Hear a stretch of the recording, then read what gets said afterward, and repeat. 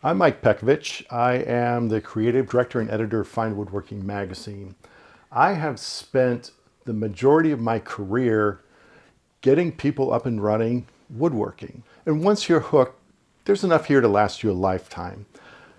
Getting that first step, where do I start? How much do I need to know? Well, unfortunately, there's a lot you'll eventually need to know.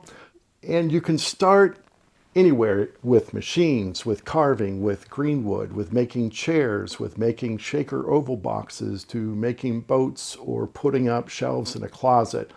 All those things are great entry points. At Fine Woodworking, we have tons of information for you.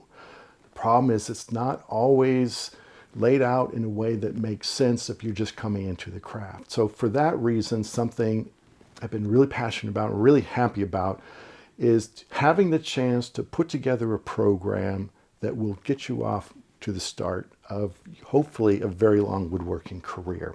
Amanda Russell and I have curated some information and laid it out in a way that I think will help make sense of this craft to you, whether it's choosing lumber, making boxes, carving, fundamental joinery, intro to power tools, all the way up to machines, all the way up to what kind of kit of hand tools do you need.